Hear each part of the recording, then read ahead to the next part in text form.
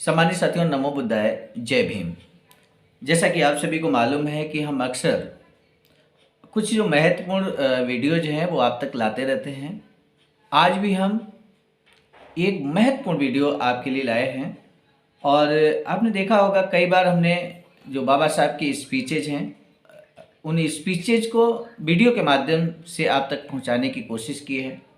आज भी हम एक बहुत ही महत्वपूर्ण स्पीच जो बाबा साहब ने 28 सितंबर 1952 को दिया था, उस स्पीच को आप तक पहुंचा रहे हैं। और इस स्पीच की जो महत्वपूर्ण बातें हैं उन पे आपको ध्यान देना होगा, हम सभी को ध्यान देना होगा और उनको गंभीरता से लेना होगा। क्या कुछ स्पीच में बाबा साहब ने क्या कहा है और उस पर क्या अमल करने की आवश्यकता है, इस वीडियो को अंत तक देखकर आप जरूर इस बात को महसूस करेंगे। इससे पहले कि हम वीडियो को शुरू करें, बाबा साहब के स्पीच को आपके समक्ष रखें, हम अपना परिचय आपको दे देते हैं। मैं सर्वजीत आर्या, राष्ट्रीय कोषाध्यक्ष, अखिल भारतीय अनुसूचित जाति जनजाति कर्मचारी कल्याण एसोसिएशन, आवाज का, नई दिल्ली।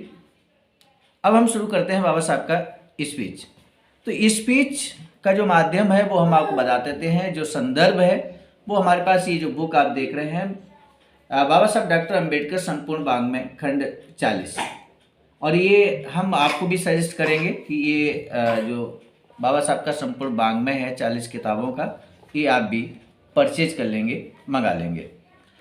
तो आइए हम बात करते हैं। बहुत महत्वपूर्ण बाबा साहब का संबोधन है, स्पीच है, उसको हम आपके समक्ष यहाँ पे रखते हैं। हेडिंग के रूप में यहाँ लिखा है कि सार्वजनिक धन के गलत इस्तेमाल जैसा कोई और नीच कृत्य नहीं है। अब हम इसमें देखेंगे कि बाबा साहब ने इस स्पीच में क्या कुछ कहा है। लिखा है number 1 schedule caste federation, 2 schedule caste improvement trust, 3 mu मजदूर संघ, 4 महार जाति पंचायत और 5वां समता सैनिक दल। इन 5 संस्थाओं की ओर से रविवार दिनांक 28 सितंबर 1952 को शाम 5:30 बजे नरे पार्क में मुंबई की अस्पृश्य जनता का सार्वजनिक सम्मेलन आयोजित किया गया था। इस सम्मेलन का मुख्य कार्यक्रम डॉक्टर बाबा साहब अंबेडकर का भाषण था।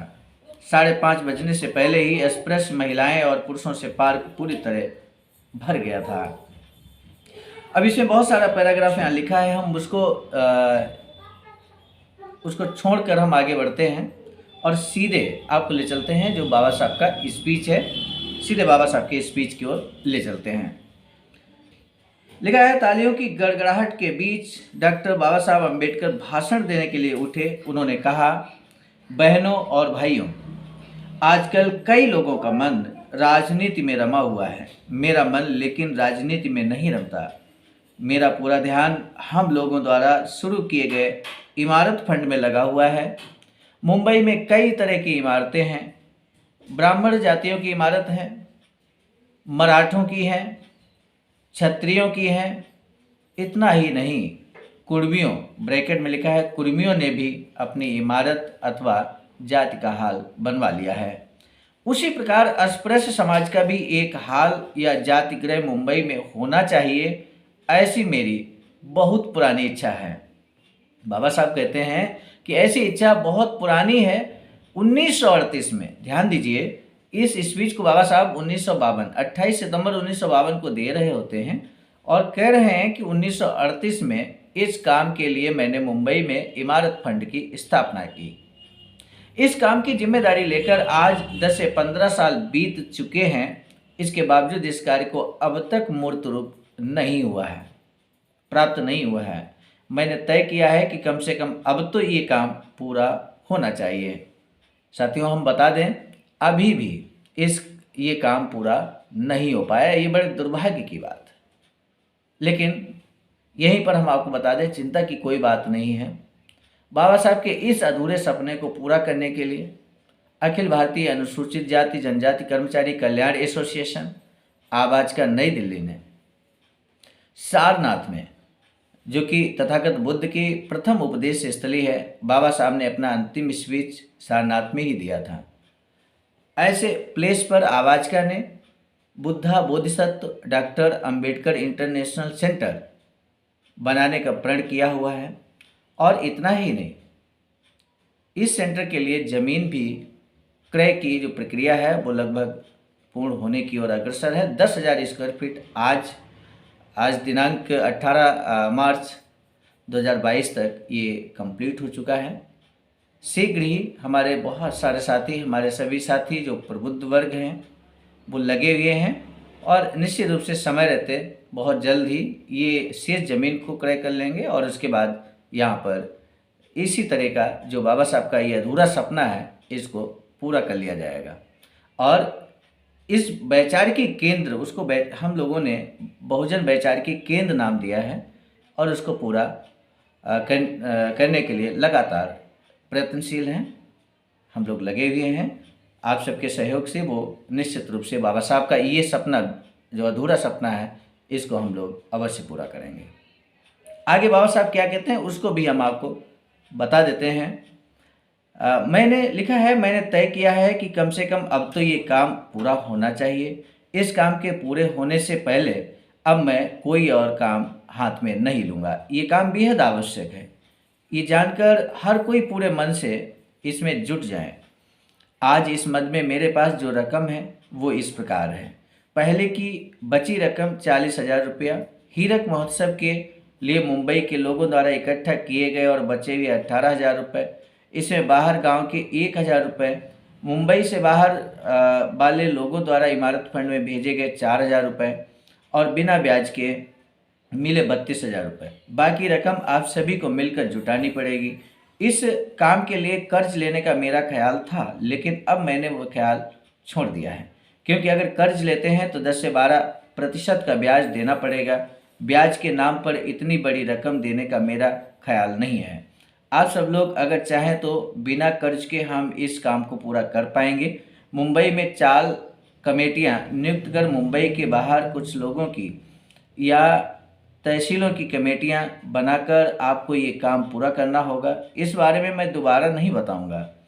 बाबा साहब इस बात को बार बार, चूँकि 15 साल 10 से 15 साल का समय हो गया, ये बात बाबा साहब कह रहे हैं कि 1938 में मैंने सपना देखा था हॉल बनाने का, इमारत बनाने का बहुजनों के लिए, अस्पृश्य समाज के लिए, और आज भी वो पूरा नहीं हो पाया है। बार बार मैंने बताया है लोगों को, लेकिन उन्होंने इस पे अमल नहीं किया है, बहुत ज़्यादा अमल नहीं किया है। ऐसे में अंतिम चेतावनी देखते हुए 28 सितंबर 1952 को ये बाबा साहब कहते हैं कि अब हम बार बार इस बात को नहीं बताएंगे, और ऐसा ही हुआ। इसके बाद बाबा साहब ने कभी इसका जिक्र नहीं किया 1952 के बाद, आई थिंक, क्योंकि यहाँ पर आगे भी हम और बात कर रहे हैं कि आखिर ऐसा क्यों हुआ। वो बाबा साहब ने इसी स्पीच में व्यक्त किया है, अंत में अभी हम आपको बताने वाले हैं। लिखा है, यही बताने के लिए मैं यहाँ आया हूँ। 1 तारीख के बाद मैं दिल्ली जा रहा हूँ और शायद कई दिनों तक मैं लौट नहीं पाऊँगा। मैं यहाँ नहीं हूँ तो ये काम रुकना नहीं चाहिए। मेरे होते हुए जिस तेज़ी से ये काम चल रहा है उससे अधिक तेज़ी से मेरे बाद भी ये काम चलता रहना चाहिए। आपके काम की रिपोर्ट मुझे दिल्ली में मिलती रहनी चाहिए और रिपोर्ट मुझे संतोष देने वाली होनी चाहिए। यहाँ जिन संस्थाओं के सहयोग से ये सम्मेलन किया जा रहा है वे सब इस काम को अपना काम समझकर अपने अपने विभागों में काम में लग जाना चाहिए। आज दशहरा है, यानी कि 28 सितंबर 1952 को दशहरा रहा होगा। दशहरे को सोने का दिन कहते हैं, हालांकि सोना ना आपके पास है ना मेरे पास। आज का ये मौका बस सोने जैसा है। यहाँ से निकलने से पूर्व आप सब इमारत फंड इकट्ठा करने के लिए सोने जैसी प्रतिज्ञा करें। बाबा साहब संकल्प लेने को कहते हैं कि ऐसी प्रतिज्ञा करें जो सोने जैसी हो। आपकी प्रतिज्ञा की अगर कसौटी पर कसा जाए तो उसे 100% ही निकलना चाहिए। मेरी जनता गरीब है, लेकिन उन सब पर मेरा विश्वास है। मुझे यकीन है कि गरीब होने के बावजूद मेरी भावनाओं को आवाज़ दिए बगैर उनसे रहा नहीं जाएगा। हालांकि पढ़े लिखे लोगों से इस अवसर पर मैं 2 शब्द कहना चाहूँगा। हमारा जो वीडियो है वो सभी तक पहुँचेगा, पढ़े लिखे लोगों के पास भी पहुँचेगा, और ऐसे में पढ़े लिखे लोगों के लिए बाबा साहब क्या कहना चाह रहे हैं इसको ध्यान से सुन लेते हैं। लिखा है, गरीब जनता द्वारा दिए गए पैसों का हिसाब भी पक्का रखें। 1 पैसे का भी घोटाला ना हो, इसका भी ख्याल रखें।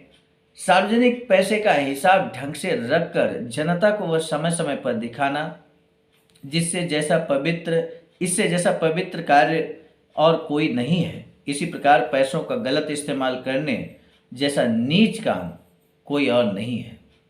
जनता का जो पैसा होता है, गरीब जनता का जो पैसा होता है, मेहनत का पैसा होता है, बाबा साहब कहते हैं कि इस पैसे को सदुपयोग करना, सही जगह लगाना, और इससे जैसा पवित्र कार्य कोई और नहीं है। लेकिन यदि पैसों का गलत इस्तेमाल होता है तो इससे नीच कार्य भी कोई दूसरा नहीं है। इस बात को बाबा साहब कहते हैं। आगे ध्यान देने वाली बात है, क्या कहते हैं बाबा साहब? कहते हैं अपने समाज के पढ़े लिखों पर से मेरा विश्वास उठ चुका है। यानी कि 28 सितंबर 1952 को बाबा साहब को कहीं ना कहीं हर्ट किया पढ़े लिखे लोगों ने, और उसी बात को यहाँ पर बाबा साहब दुखी मन से कहते हैं कि अपने समाज के, ध्यान दीजिएगा, अपने समाज के पढ़े लिखों पर मेरा विश्वास उठ चुका है। इमारत फंड का सारा हिसाब मुझे मिलना चाहिए। आम लोगों पर, गरीब और अशिक्षित लोगों पर ही अब मुझे भरोसा है। मैं जब तक मुंबई में हूँ तब तक लोग मेरे बंगले पर पैसे लाकर दे सकते हैं। मेरे दिल्ली जाने के बाद श्री शांताराम मनाजी उपसाम सचिव schedule caste improvement trust Mumbai को पैसे दें। फिलहाल वे मेरे बंगले पर पैसे लेने का काम करते हैं। मेरे दिल्ली जाने के बाद उनका office Bharat Bhushan printing press में रहेगा। ये कहकर उन्होंने अपना भाषण पूरा किया। आखिर में आयुष्मान जी भातनकर ने डॉक्टर बाबा साहब और आयुष्मती माई साहब के प्रति आभार प्रकट किया और सभी संस्थाओं की ओर से उनका फूल मालाओं से स्वागत किया। सबके प्रति आभार प्रकट करने के बाद सभा का काम पूरा हुआ। तो सम्मानित साथियों, इस स्पीच को सुनकर आपने जरूर सारांश निकाला होगा कि आखिर ये सारांश बाबा साहब इसमें क्या कह रहे थे, क्या कहना चाह रहे थे। पढ़े लिखों से कहीं ना कहीं वो दुखी हुए, और खासकर पैसे को लेकर। लेकिन आज के दौर में हमारे पढ़े लिखे प्रबुद्ध वर्ग को ये समझना पड़ेगा कि जो दुख उस समय बाबा साहब ने व्यक्त किया था, ये समय आ गया है कि हम अपने भूल को सुधार करें, और बाबा साहब के इस सपने को, जो इमारत बाबा साहब बनवाना चाह रहे थे, इस सपने को अब पूरा करें। ये आज महत्वपूर्ण जिम्मेदारी हमारे पढ़े लिखे लोगों पर ही है, और निश्चित है, हमें भरोसा है, हमारी आवाज़ का नई दिल्ली टीम को भी, पूरा केंद्रीय नेतृत्व को भी पूरा भरोसा है कि हमारे पढ़े लिखे लोग मिलकर निश्चित रूप से इस बड़े से लक्ष्य को, बाबा साहब के अधूरे सपने को पूरा करने के लिए अपना हर तरह का सहयोग देंगे, ऐसा हम उम्मीद व्यक्त करते हैं, उम्मीद रखते हैं। और यही बाबा साहब के इस स्पीच का सारांश भी है।